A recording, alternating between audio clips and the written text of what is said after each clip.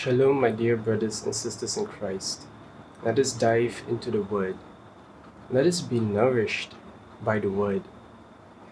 Like in today's Gospel reading, let us come to Jesus to listen to Him so that we can be spiritually fed by the words He has to speak to each one of us. Let us ask ourselves, whatever point of life we may be in, where does our desire lie when it comes to God? Do we desire Him for everything that He is, for the truth that He has to speak to us? Or do we only desire what we want to hear? That we want to take His words and use it for our own purposes, our own will, to accomplish our own means. My dear brothers and sisters in Christ, this is something that's in fact dangerous, as we learned in today's first reading, that using the words of God against Him, against the way that He meant them to be, to go against the truth of God, is very dangerous. Which is why as well in today's response for Psalm, we just ask for the Lord to teach us His ways, to teach us His statutes, so that we will know and recognize His voice, and therefore we can recognize the truth. And speaking of recognizing the truth, today's Gospel reading, it reminds me a lot of the Mass.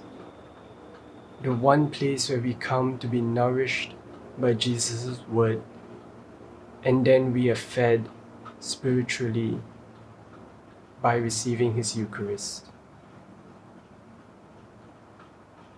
How many of us come to Mass with the desire to know the truth, to see and hear what Jesus wants us to hear during Mass? We come, we listen to the readings, we listen to the Gospel, and then there's the homily. And Jesus is speaking to each one of us through His words, through the readings and through the Gospel. And just like the 5,000 on the mountain, Jesus starts by preaching to them, by telling them, by sharing His word with them, because He wants them to come to know the truth, just like all of us are coming for the truth. And then what does Jesus do after that? He goes and He feeds them. He tells His disciples, get food for all these people here. They have been listening to me, they have been spiritually fed. But now, I want to feed them physically as well. My dear brothers and sisters in Christ, Jesus, He may not be physically present with us, but yet He is there in the Mass, in the transubstantiation of the Eucharist. He is present in the Eucharist. He is there with us. He is very much present as He was with the 5,000 on the mountain. And He is the same Jesus that is with us during the Mass. And so, my dear brothers and sisters in Christ, if I would have to sum today's readings up, I would want to say this, that we open our hearts to listen to God's voice speaking to us through the readings, through the Gospels, every day, listening to the truth that Jesus wants to share with each one of us.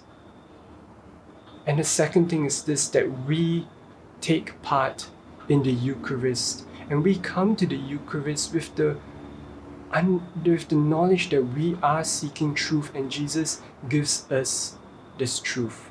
He gives us His body. Because Jesus says that He is the truth, the way, and the life. and nobody can come to the Father except through him. We are in such a position of privilege and honor that we get to partake in Jesus' passion during the Eucharist. And just like Jesus feeds the 5,000 with the little that they had of 5 loaves and 2 fish, he wants to feed us every day, spiritually, through his words, through speaking the truth to us.